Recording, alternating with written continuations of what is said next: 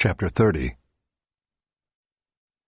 Ah, stubborn children, declares the Lord, who carry out a plan, but not mine, and who make an alliance, but not of my spirit, that they may add sin to sin, who set out to go down to Egypt without asking for my direction, to take refuge in the protection of Pharaoh, and to seek shelter in the shadow of Egypt.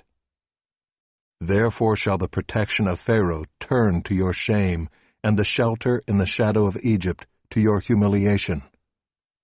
For though his officials are at Zoan, and his envoys reach Hanes, everyone comes to shame through a people that cannot profit them, that brings neither help nor profit, but shame and disgrace. An oracle on the beasts of the Negeb. Through a land of trouble and anguish, from where come the lioness and the lion, the adder and the flying fiery serpent, they carry their riches on the backs of donkeys and their treasures on the humps of camels, to a people that cannot profit them. Egypt's help is worthless and empty. Therefore I have called her Rahab, who sits still. And now go, write it before them on a tablet, and inscribe it in a book, that it may be for the time to come as a witness forever. For they are a rebellious people, lying children, children unwilling to hear the instruction of the Lord, who say to the seers, Do not see, and to the prophets, Do not prophesy to us what is right. Speak to us smooth things, prophesy illusions. Leave the way, turn aside from the path. Let us hear no more about the Holy One of Israel.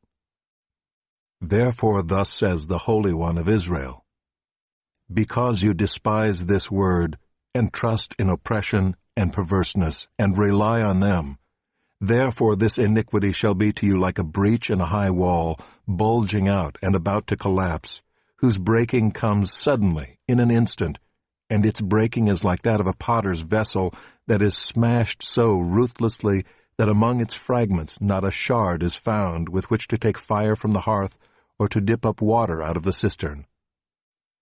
For thus said the Lord God, the Holy One of Israel, In returning and rest you shall be saved, in quietness and in trust shall be your strength. But you were unwilling, and you said, No, we will flee upon horses. Therefore you shall flee away, and we will ride upon swift steeds. Therefore your pursuers shall be swift. 1,000 shall flee at the threat of one. At the threat of 5 you shall flee, till you are left like a flagstaff on the top of a mountain, like a signal on a hill.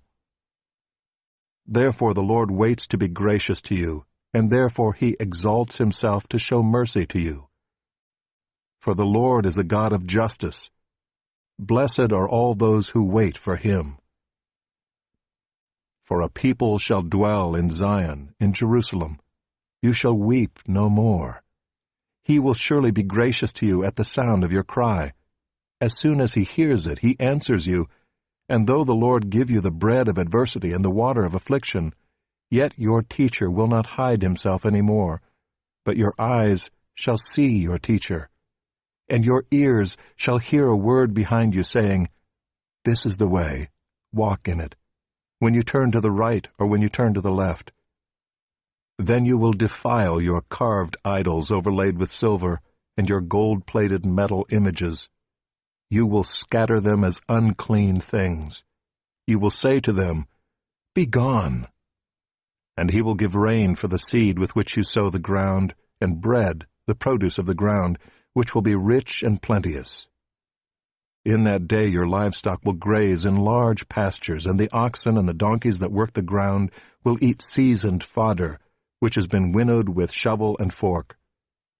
And on every lofty mountain and every high hill there will be brooks running with water in the day of the great slaughter when the towers fall.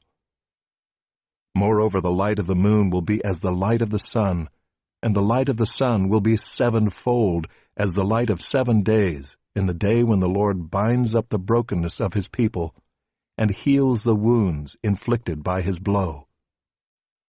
Behold, the name of the Lord comes from afar, burning with his anger and in thick rising smoke. His lips are full of fury, and his tongue is like a devouring fire. His breath is like an overflowing stream that reaches up to the neck, to sift the nations with the sieve of destruction, and to place on the jaws of the peoples a bridle that leads astray. Ye shall have a song as in the night when a holy feast is kept, and gladness of heart, as when one sets out to the sound of the flute to go to the mountain of the Lord, to the rock of Israel. And the Lord will cause his majestic voice to be heard, and the descending blow of his arm to be seen, in furious anger and a flame of devouring fire, with a cloudburst and storm and hailstones. The Assyrians will be terror-stricken at the voice of the Lord when he strikes with his rod.